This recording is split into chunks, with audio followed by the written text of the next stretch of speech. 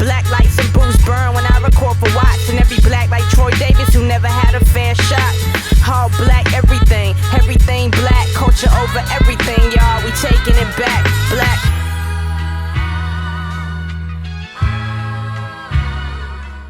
Welcome to Left of Black. I'm your host, Mark Anthony Neal. We're joined today by Professor Tsitsi Ella Jaji, who is Associate Professor of English here at Duke University.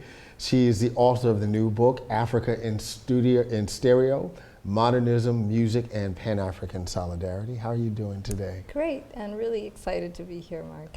So, the title of the book is fascinating, right? This idea of Africa in stereo.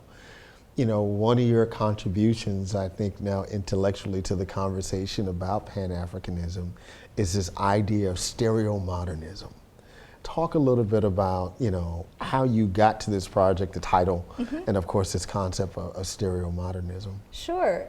So on the one hand, this is actually a pretty old idea in that Paul Gilroy uses the metaphor of a stereophonic Black Atlantic. But one of the things that I always was struck by is that a lot of those conversations are about the North Atlantic. Right. And I grew up in Zimbabwe, and so a lot of my initial interests were in African literature, but particularly in graduate school, I had an opportunity to study a lot more African American literature, and that kind of shifted my interest. But what I was really curious about was, why does Africa fall out of that conversation about the two-way influences across the Atlantic? And the more I looked into it, the more I realized that we have this one idea of diaspora as if, you know, in the 18th and 19th century, ideas and musical practices and food and all that came from Africa with the transatlantic slave trade, but that there hasn't been a lot of back and forth since then, which of course there's a long tradition within African American, particularly mid-19th century to 20th century intellectual history of people like Blyden or Du Bois or Hughes, who had these really deep connections with Africa. But I was really interested in tracking more of that kind of an influence because, for example, some of the founders of the ANC were educated at what we call now HBCUs in the States. So those stories seemed really important at a time when I think Pan-Africanism is seen as a dated idea and a dated word that's kind of over. And that's one of the things that struck me, right? It almost feels like a throwback. It's not, right? But folks generally don't talk in terms of a Pan-Africanist politics these days, right? We hear a lot of conversation about Afropolitan and transnational and you know, all kinds of newfangled ways to talk about these relationships. But I think Pan-Africanism actually specifies it in a particular political history that we've kind of gotten away from. Exactly.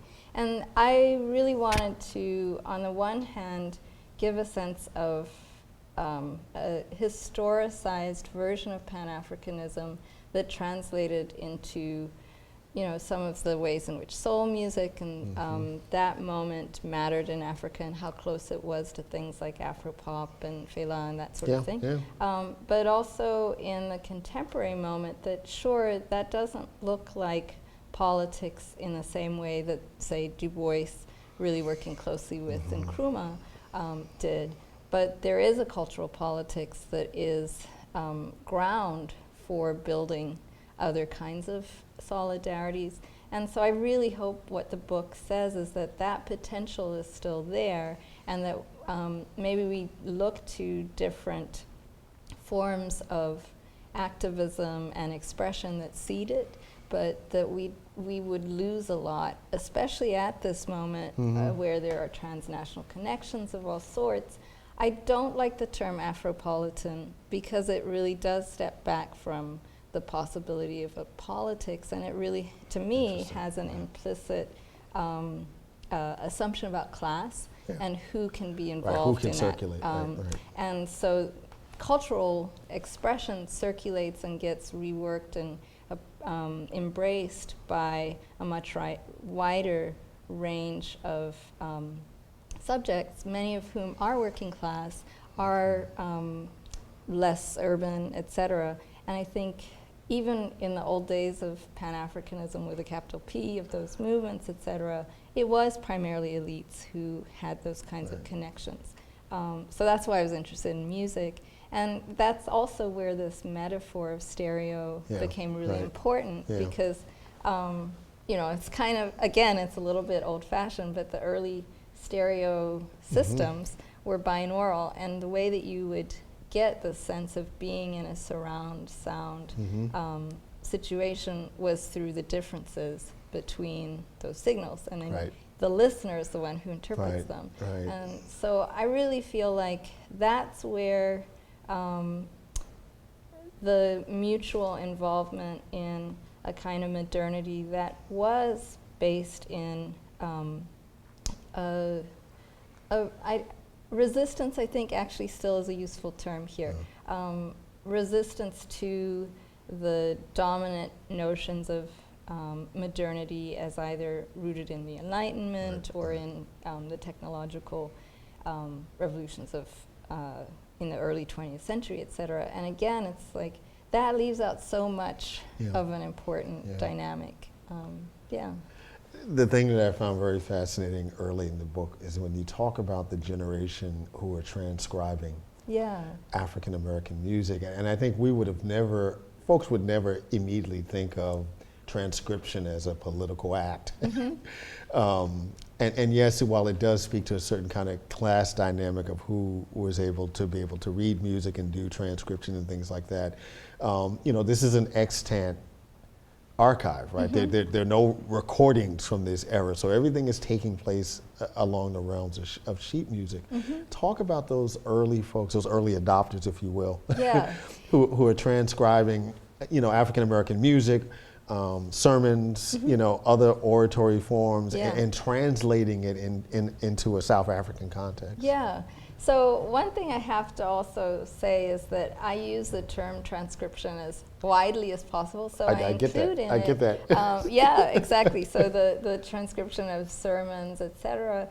One of the really amazing stories, and one that historians of religion probably know well, is that the AME Church, African Methodist Episcopal Church, first became a real presence in South Africa in the 1890s, and it was the singer who I talk about in the book, Charlotte Manye, who went to the States on a performance tour, which again is kind of a literal transcription of the tradition of the Fisk Jubilee Singers. So she was part of a choir that was trying to raise money for education projects, but they were managed by super irresponsible white South African who left them stranded in Cleveland. She gets adopted into the AME church community and attends Wilberforce at the same time that Du Bois is there. She learns AME hymns. She also writes to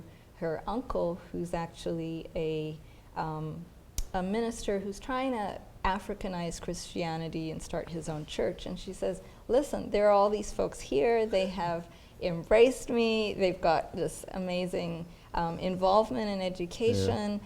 She sends, she puts them in touch. The bishop in the AME church in that area and her uncle Mokone.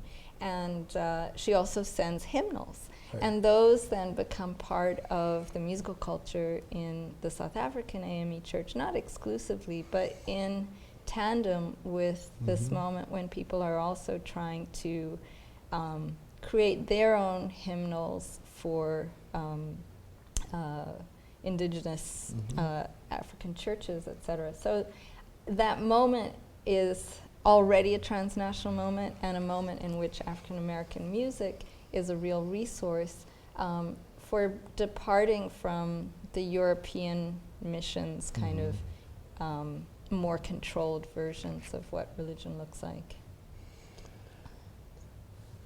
When we go forward in your book, particularly the great cover art, and this relationship between black women, African women, and stereo systems and album covers. I mean, talk a little bit about what's circulating in this particular moment. Yeah, you know, I think I love that you pick up on that. In some ways, the cover of the book, which shows this Malian woman who's clearly and proudly displaying a Ray Charles record. And do you, who was the photographer? That was Malik Sidibe. Yes, right. And wonderful photographer. Living, yes. A wonderful photographer. Did all sorts of black and white photography, primarily studio photography. And all of his work, I mean, it almost articulates a kind of mid-20th century African cosmopolitanism. Yes. I mean, that's what I've always felt about some of his photos. Yeah. And again, you see how much that cosmopolitanism is rooted in African American musical culture.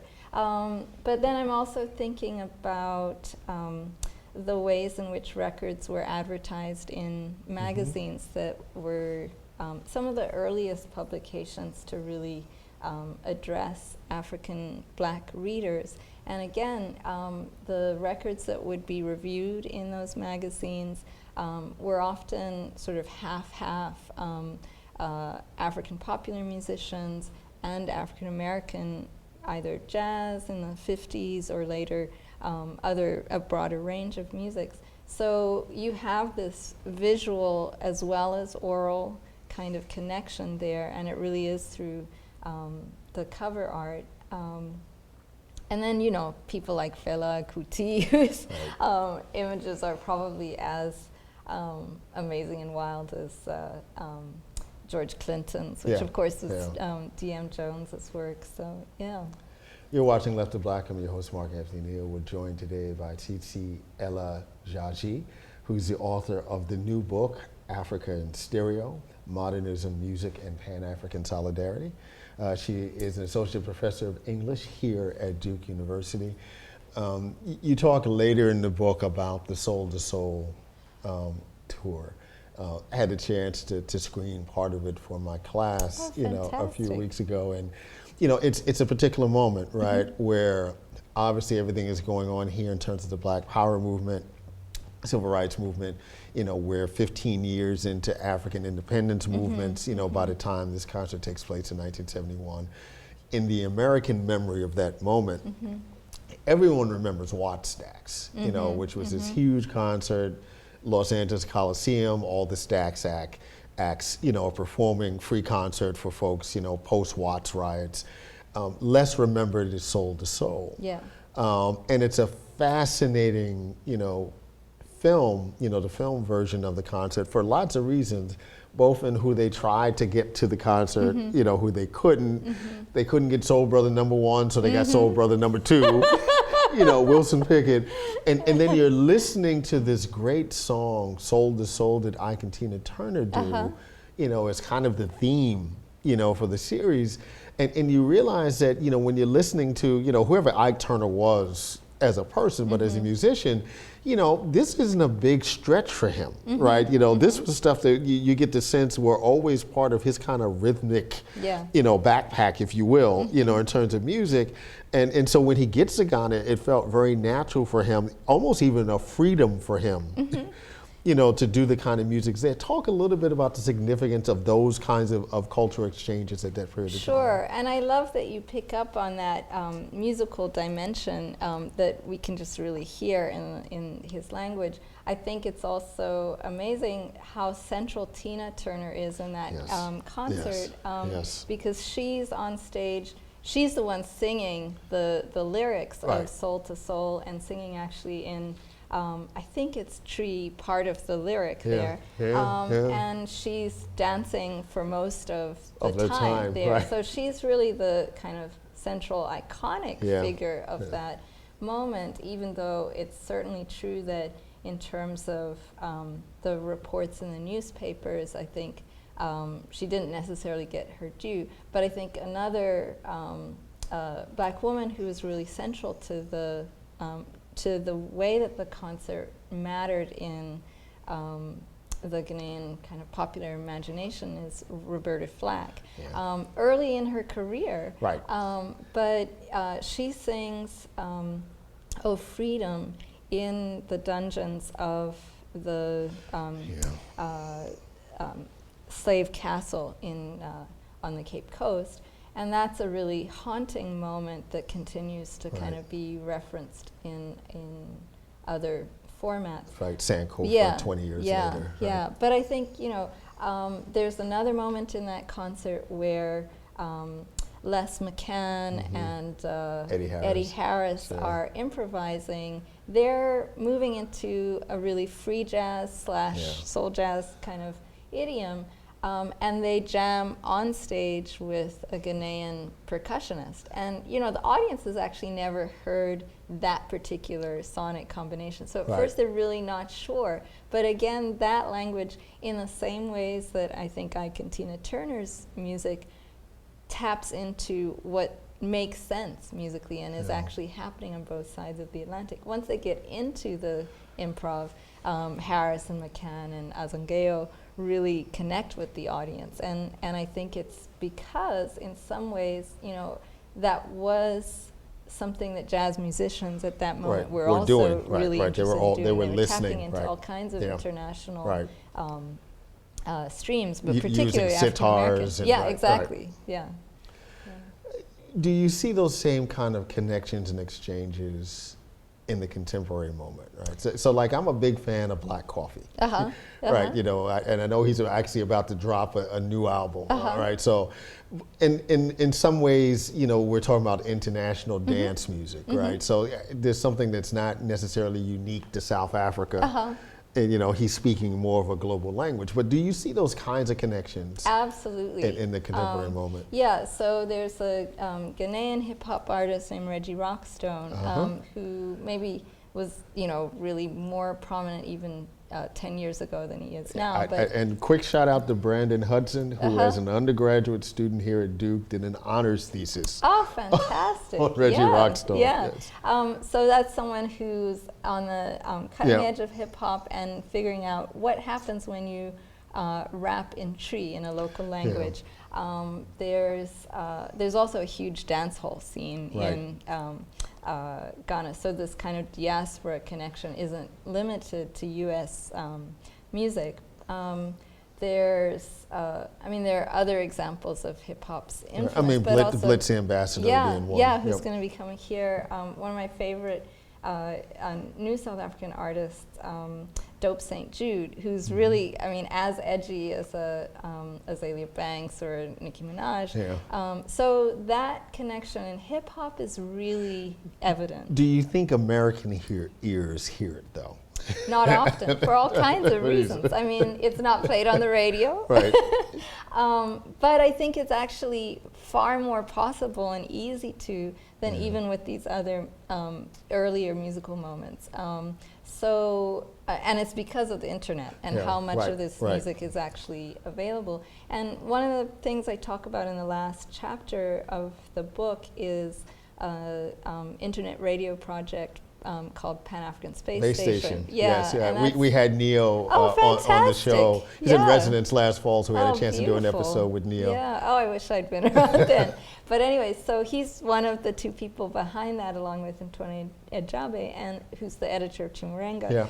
So they put this playlist together every year in addition to the live cast. And they're drawing from all over the continent, but also from the diaspora. So on that station, they're enacting this kind of sonic Pan-Africanism that I'm really interested in. I think those moments are happening all over the place. I think we're also seeing a moment in which global Black culture is showing up in the U.S. Trevor Noah, whatever one thinks of his beginnings on the former Jon Stewart show.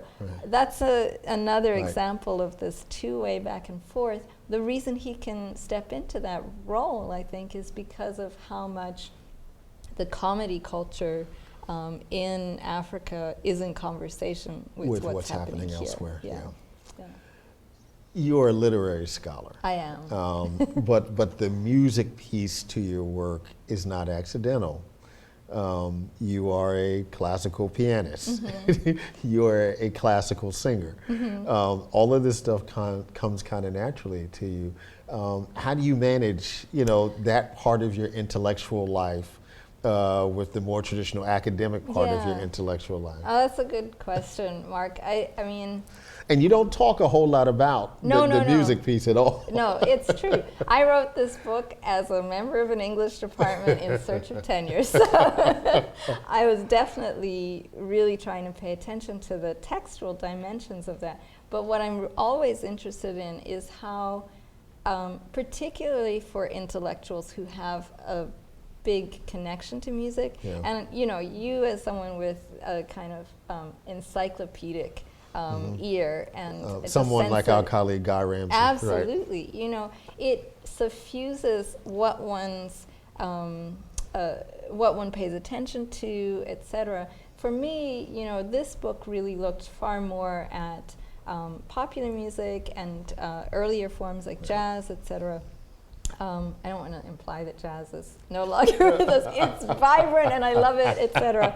And I one of the paths from classical piano to where this book came out of was playing jazz in ensembles and really realizing how much of the repertoire has been in conversation. So, Duke Ellington performing in Senegal in the 60s, his music at that moment reflects that visit, or Randy Weston, et cetera. So for me, that project, the first book, was the first time that I really knit these two streams into one. And now one of the projects I'm looking at actually does focus on classical music, partially because I am so struck by how little literary folks have looked at that repertoire. Particularly the black classical tradition. Right, exactly. And because I came from a classical training, when I was in conservatory, all my close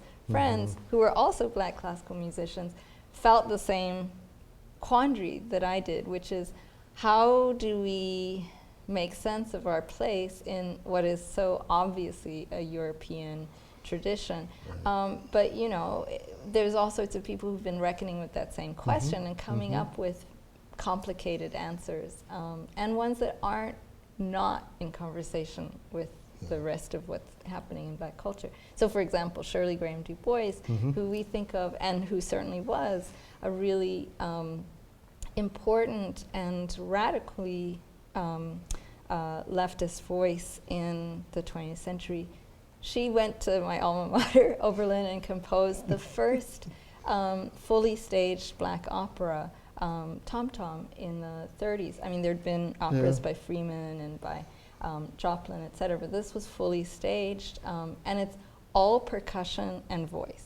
That matters, I think, that in relation to what people like Cullen is writing in Heritage, and, the recurring tom-tom. I just want to give a shout out to Edwin Hill, whose book,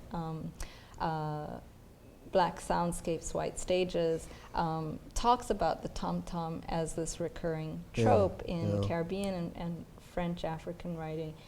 So I really see the classical stream as very much in conversation with the vernacular and popular, and I think we would enrich our sense of how music is so central to literary and cultural studies if we had the full range of those languages. Right, yeah. Well, it has been great to have you on this show, Professor Jaji. Thank you, such a pleasure. Thank you. Yeah. Black lights and booze burn when I record for Watts, and every black like Troy Davis who never had a fair shot.